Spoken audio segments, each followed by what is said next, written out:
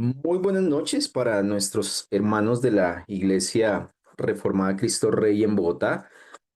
Hoy, 19 de marzo del año 2026, tenemos, eh, la oportunidad de meditar en las Escrituras, pero de vivir el Evangelio de Cristo de una manera muy práctica, como quizás lo estábamos haciendo ahorita, antes de la grabación, como es precisamente esa fraternidad entre hermanos.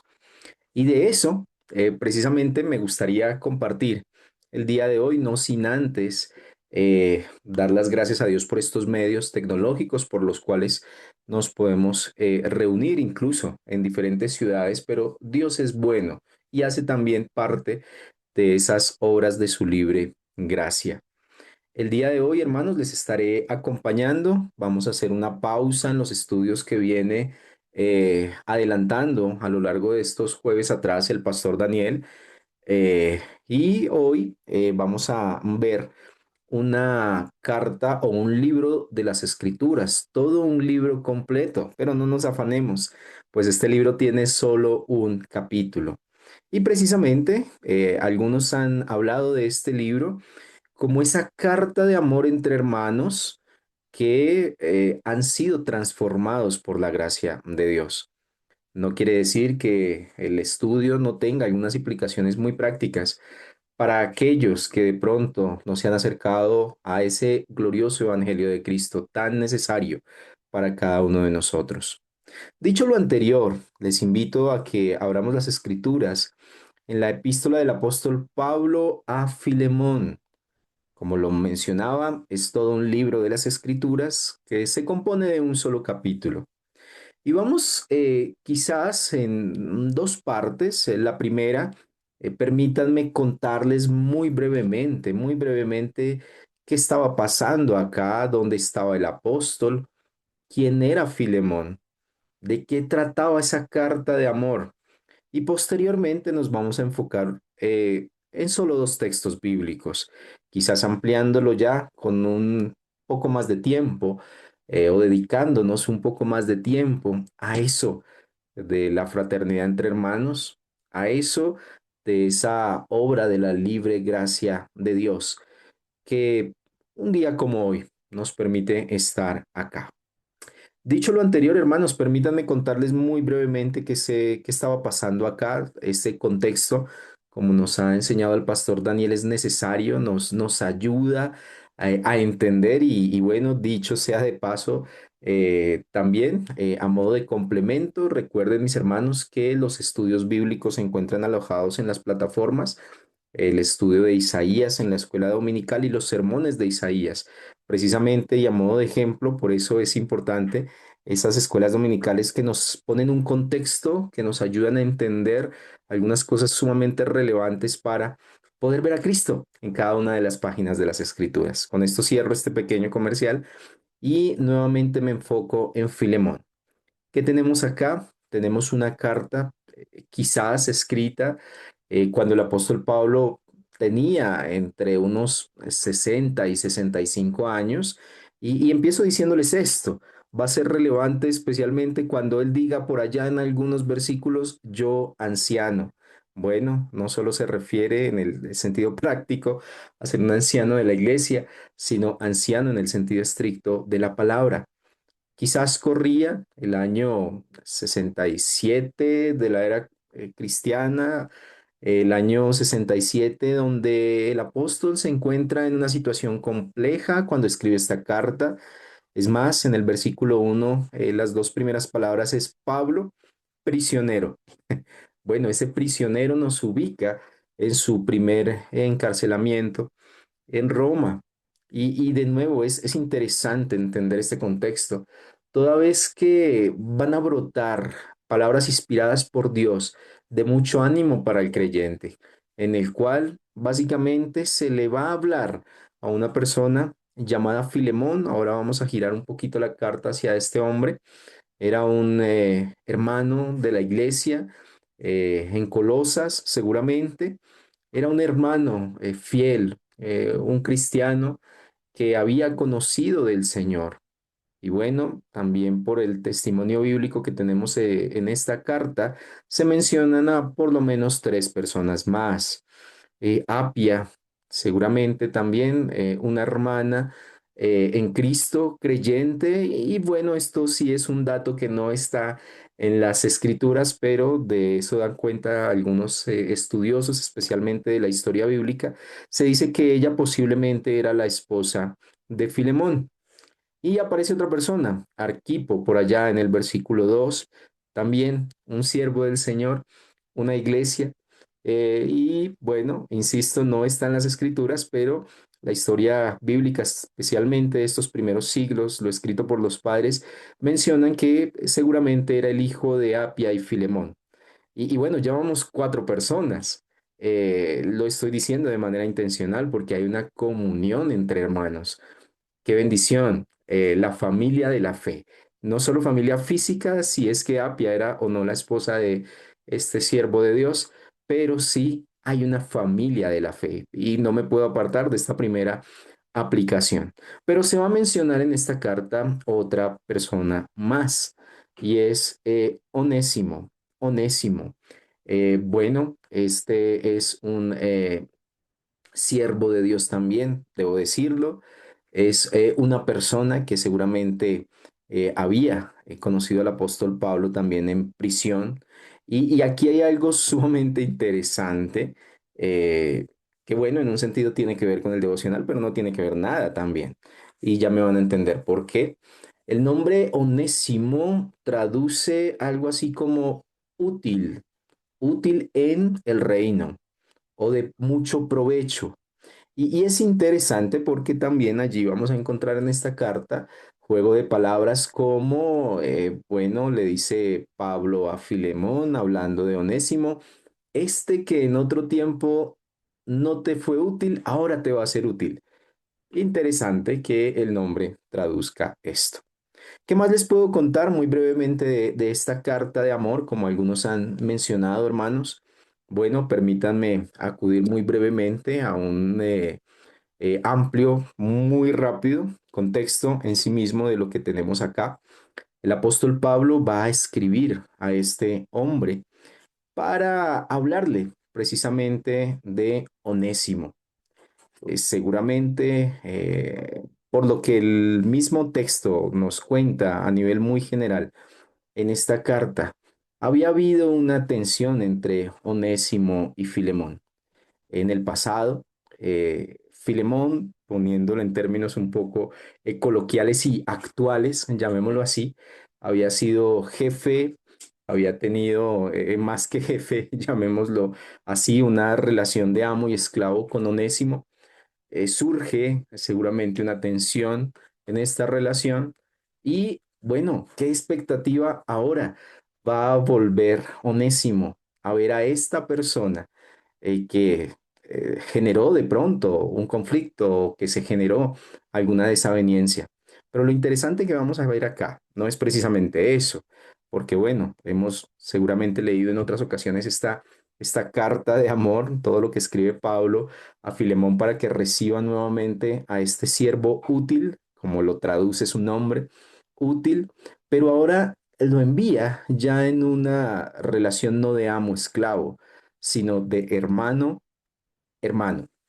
Y es interesante, lo decía hace un momento antes de empezar la grabación, qué buen tiempo tuvimos y no solo tomamos unos minutos de más antes de empezar el devocional, sino que fue un tiempo provechoso en que los hermanos se saludaron. Lo decía, bueno, de manera intencional y providencial, se me adelantaron un poco a la práctica, porque realmente cuando tenemos esa familia de la fe, bueno, con una fe común, descansando en la obra transformadora de Cristo. Bueno, vienen esos frutos maravillosos de fraternidad y coinonía entre hermanos. Esto muy brevemente, hermanos, es lo que está sucediendo en esta epístola, en esta carta que Pablo escribe a Filemón. Habiendo ya entonces meditado muy rápidamente en el contexto de la carta, quiero ir a dos textos de estudio y es precisamente en los versículos 15 al 17. bajo un encabezado, quizás desde una enseñanza que corre a través de todas las escrituras y que seguramente ya me han escuchado, pero como decía el pastor, cuando uno va a las escrituras de manera expositiva, pues nos encontramos con ese versículo y pues allí está. Y después de ese vamos a seguir leyendo. Voy a leer el versículo 15, básicamente de Filemón, capítulo 1. Bueno, dicho sea de paso, es el único capítulo que tiene esta carta. Dice Pablo, recuerda el contexto, Pablo está escribiendo una carta a Filemón y están hablando de Onésimo. Dice así el texto bíblico. Estoy en la Biblia de las Américas por si de pronto nota allí alguna diferencia en su versión bíblica. Dice la palabra del Señor, porque quizá por esto se apartó de ti por algún tiempo, para que lo volvieras a recibir para siempre, ya no como esclavo, sino como más que un esclavo, como un hermano amado, especialmente para mí, pero cuanto más para ti, tanto en la carne como en el Señor. Si me tienes, pues por compañero, acéptalo, como me aceptarías a mí. Y leo el 18 y culmino allí. Y si te ha perjudicado en alguna forma o te debe algo, cárgalo a mi cuenta. Quiero, quizás de manera no tan ordenada, ir al versículo 15 y saltar al 18 para poner la lupa sobre dos temas importantes. Muy bien, ese porque quizá, han dicho algunos, es ver la mano invisible de la providencia de Dios. ¿Cómo así, David? Permítanme parafrasear muy brevemente lo que quiero transmitir, hermanos. Bueno, Pablo está diciendo, quizás, ese quizás en el versículo 15, era necesario que de pronto haya habido esa desaveniencia entre Filemón y Onésimo para que Pablo hubiera conocido a Onésimo, para que Onésimo hubiera conocido del Señor, para que hubiera hecho parte de la familia de la fe y poder devolverlo. ¿Cómo así? Lo voy a intentar decir de otra manera un poco más claro. Era incluso necesario de pronto esa desaveniencia que hubo entre amo y esclavo para que Onésimo estuviera en la cárcel y allí poder conocer del Señor y volver nuevamente a su antiguo amo, pero ahora ya no en la misma relación, sino en una relación de hermano a hermano. Por eso ese porque quizá nos habla definitivamente de un punto muy profundo en esta carta y no solo sugiere que la huida de Onésimo fue permitida por Dios, sino que esa huida de su antiguo amo, quizás de manera furtiva, muy rápidamente, fue algo que Dios utilizó para un bien eterno. Quizás había leído muchas veces esta carta, pero cuando nos detenemos un poquito podemos entender que definitivamente lo que Dios usa y hace para no solo estar al mando de lo que está sucediendo, sino para el bien eterno de su iglesia. Es algo maravilloso y tiene mucho que ver con esto de la providencia de Dios.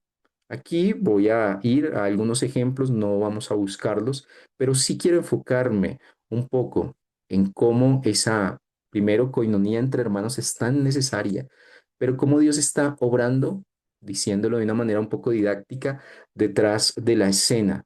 ¿Para qué? Por lo menos para dos cosas reveladas en su palabra. Primero, para su propia gloria, pero para el bien de su iglesia. Algunos ejemplos acá muy rápidamente que hablan de esa mano invisible de la providencia de Dios. Bueno, tengo uno quizás o dos en el Nuevo Testamento y uno en el Antiguo Testamento, pero hay muchos. Permítanme recordarles el primero. Quizás ustedes recuerdan, valga la redundancia, un visitante de Etiopía que conoció a un evangelista en un camino. Eso lo narra Hechos 8 del 26 a 39. Me estoy refiriendo a Felipe y el etíope. Bueno, ¿qué llevó al etíope, un extranjero, a visitar una ciudad? Y aún más, de manera puntual, de manera particular, a estar en un camino puntual donde alguien le iba a predicar el evangelio, la mano invisible de la providencia de Dios. O quizás este otro ejemplo en el Antiguo Testamento. Un general sirio captura a una muchacha israelita como esclava.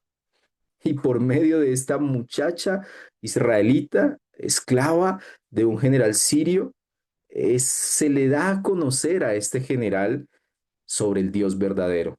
Bueno, ¿le suena esa historia del Antiguo Testamento en Segunda de Reyes capítulo 5, versículo 1 al 4? Naamán, de pronto, claro que sí. ¿Y por qué sucedió esto? ¿Cómo está actuando aquí la providencia? Bueno, de una manera que está guiando Dios, precisamente a propósitos eternos, todas las cosas que pasan. Y uno más, antes de ir a otro texto, Juan capítulo 4 narra de una mujer que fue a sacar en una hora adecuada del día, única del día, agua junto a un pozo y se encontró con un extraño que definitivamente cambió por completo su vida. Porque a esa hora y no a otra. Bueno, hablo de la mujer samaritana y el encuentro que tuvo por Jesús. Algunos hermanos del pasado, hablando de la providencia de Dios, bueno, no en un consenso general, debo decirlo, hablan precisamente que ese gobierno que Dios tiene, que definitivamente hace que un día como hoy nuestra vida no esté a tientas y a ciegas, es precisamente esa mano providencial del Señor. Hay un salmo en el capítulo 57, en su versículo 2, que pues básicamente, como lo menciono, muchas personas dicen, esta es la definición corta de esta enseñanza que corre a lo largo de todas las escrituras y es el gobierno perfecto de Dios. Dice el salmista, clamaré al Dios altísimo, Salmo 57, 2, al Dios que todo lo hace para mí. Bueno, en otras versiones dice al Dios que me favorece, pero quiero enfocarme especialmente en esta traducción y desmenuzar un poquito esta enseñanza de que Dios está al mando de todo lo que sucede y devolverme por unos instantes al libro de Filemón. Vayamos de nuevo, Salmo 57:2. El salmista reconoce quién es Dios en este versículo. Clamaré al Dios altísimo. Bueno, ¿quién es Dios? Dios es sus perfecciones divinas, es sus atributos. Es un Dios todopoderoso. Pudiéramos de pronto en la mente de cada uno de ustedes decir o recordar eso que se conoce como los atributos del Señor. Él es amor, Él es todopoderoso, Él lo conoce todo, está en todas partes, está al mando, Él es Dios. Y lo interesante, como empieza este versículo, es la acción del Hijo de Dios. Bueno, clamaré al Dios Altísimo. Hay una acción por parte del salmista y un reconocimiento de quién es Dios. Pero el versículo sigue, en su segunda línea dice, al Dios que todo lo hace para mí. Y ese todo, hermanos, es definitivamente digno de seguramente más tiempo de meditación que lo que quizás pudiéramos dedicar en este corto devocional. Pero en ese todo está absolutamente todo. Recordemos el encarcelamiento de Filemón. Bueno, claramente, por lo menos en ese contexto, la Biblia del apóstol Pablo era el Antiguo Testamento porque se estaba escribiendo el canon. Y claramente esto es una paráfrasis, esto no está en las escrituras, pero solo quiero enfatizar un poco. Cuando Pablo le dice a Filemón allí en la carta, quizás por eso era necesario que Onésimo estuviera aquí en la cárcel o era tan necesario para un propósito eterno que él hubiera tenido ese desacuerdo contigo, porque ahora lo devuelvo a ti. Estoy parafraseando el versículo 15.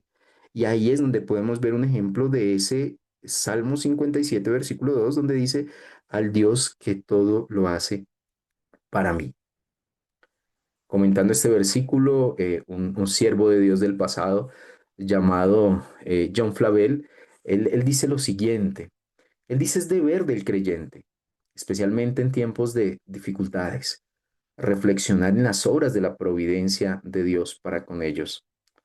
Todas las situaciones, a través de todas las etapas de la vida, hacen parte de lo que el salmista dice en todo lo hace para mí. Sigue diciendo Flavel, De poco sirve saber que Dios tiene todas las cosas en control, si es que yo no estoy consciente de que Dios está en control de todas las cosas en mi propia vida y que lo que estoy experimentando en la actualidad no es de ninguna manera producto del azar. Bueno, esa es la mano invisible de la providencia de Dios. Dicho esto, me devuelvo un poco a Filemón, especialmente en esos versículos 15, porque hay algo también que es sumamente importante resaltar.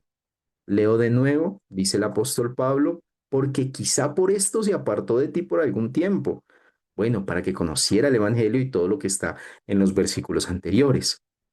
Por si quizá, claro, el apóstol no la tenía clara, no la sabía, pero sí sabía que lo que sucedió con Onésimo y Filemón estaba dentro de la providencia de Dios. Y fue Dios quien, insisto, con un propósito eterno lo permitió. Sigue diciendo el pasaje para que lo volvieras a recibir para siempre. Ya no como esclavo, lo decía hace un momento, había una relación amo-esclavo. Ahora el apóstol está diciendo, bueno, es importante que se entienda una nueva relación en este momento entre hermanos. Y precisamente ahora es hermano a hermano. Es lo que dice el versículo 16. Versículo 18, quizás, salto por el 17, y dice, y si te ha perjudicado en alguna forma o te debe algo, cárgalo a mi cuenta. Estudiando este pasaje, eh, se presenta una poderosa ilustración de el Evangelio de Cristo. Y es lo maravilloso que en las escrituras no solo leemos en nuestros servicios el domingo, porque sea parte del programa, llamémoslo así, una lectura en el Antiguo Testamento, una en el Nuevo, sino que con eso también transmitimos que la vida es una unidad y que habla de Cristo en todas sus páginas. Y acá no es la excepción, hermanos. Por eso miren esta ilustración e imaginemos por un momento, dicen algunos, este es un mini, no porque sea mini en cuanto al tamaño, sino que está condensado en una parte de un versículo, el Evangelio de Cristo. Miren lo que dice el apóstol Pablo, y guardando la proporción lo que hizo Cristo por nosotros. Dice, y si te ha perjudicado en alguna forma o te debe algo, cárgalo a mi cuenta. El Evangelio condensado, dicen algunas personas. ¿Qué fue lo que hizo Cristo? O más bien, ¿qué le cargaron a la cuenta de Cristo? Y nos imaginamos la cruz. Nos imaginamos que cuál onésimos nosotros, eh, fugitivos, culpables con una gran deuda, no podíamos suplir. Y Cristo cargó a su cuenta esto. Y hubo una justicia que se satisfizo allí en la cruz del Calvario. Y por eso, mis hermanos, más que un día como hoy reconocer esa mano invisible de la providencia, damos precisamente gracias a Dios porque podemos entender que Él es el que está al mando y al gobierno de todas las cosas. Mucho más, dice nuestra confesión allí en el capítulo 5 hablando de la providencia, mucho más en favor de sus hijos. La providencia abarca a los creyentes y a los no creyentes, pero hay un especial cuidado en la familia de la fe. Gracias a Dios por eso, por si ese quizá de pronto en lo que el Señor está permitiendo en cada una de nuestras vidas, definitivamente sí que tiene un propósito eterno. Y de nuevo, cito a Flavel aquí en este punto, él dice, todo lo que ocurre en la vida del creyente sirve a un propósito mayor. Nada es coincidencia, nada es coincidencia. La alegría que el Señor de pronto nos permitió tener el día de hoy, gloria a Dios por eso. El cuidado paternal, pongo un ejemplo muy básico, pero no es tan básico en lo que quiero decir, o no es básico lo que quiero decir. Hoy de pronto algunos nos desplazamos en la mañana, tuvimos que tomar de pronto un transporte, y de cuántas cosas el Señor nos libró que de pronto nosotros no nos dimos ni por enterados. Y seguramente así fue. Ahí está ese por quizá, porque quizá la mano invisible de la providencia de Dios. El Evangelio condensado, versículo 18, lo que Cristo hizo por nosotros. Y eso nos lleva a un día como hoy, Precisamente, ya para terminar, reconocer que Dios está al mando y que dentro de esos medios de gracia, como han dicho algunos, o como lo estudiamos en el marco y en el contexto de esas disciplinas espirituales, es que podemos orar como lo haremos a continuación. Podemos importunar ese trono de la gracia, precisamente para rogar a Dios que nos ayude a leer su providencia en nuestras vidas de manera particular. Pero más que eso, porque fue cargado a la cuenta de Dios nuestro pecado y hemos obtenido esa salvación por pura gracia y hemos sido adoptados y ahora hacemos parte de una familia que nos llena de alegría vernos a través de la distancia, viendo unas ventanas, unas cámaras, como lo mencionábamos al principio del devocional. Gloria a Dios por eso. Y precisamente porque hay un propósito eterno, aún mayor en lo que Dios ha permitido, es que vamos a orar a continuación. La carta, ¿cómo termina? Básicamente termina el apóstol Pablo dando estas recomendaciones con fe, básicamente porque le dice en el versículo 22, ya para terminar, a Filemón en medio de esta comunicación, al mismo tiempo, prepárame también alojamiento. Bueno, estaba muy confiado el apóstol en que el Señor lo iba a dirigir allá y se iba a encontrar y le mandó desde ya a preparar un buen lugar para recibirlo. Pues espero que por las oraciones de ustedes les seré concedido. No pudo terminar en este momento de manera providencial mejor el devocional. ¿Qué está pasando en el versículo 22? Está diciendo Pablo, yo sé que ustedes van a orar y lo estoy leyendo, ni siquiera lo estoy interpretando. Y al mismo tiempo prepárenme también alojamiento, pues espero que por las oraciones de ustedes les seré concedido. ¿Notan la razón de por qué Pablo estaba confiado en que desde ya mandó a preparar el alojamiento? Pues hagámoslo también, hermanos. Oremos. Vamos a dejar el devocional hasta aquí para dar paso a la oración.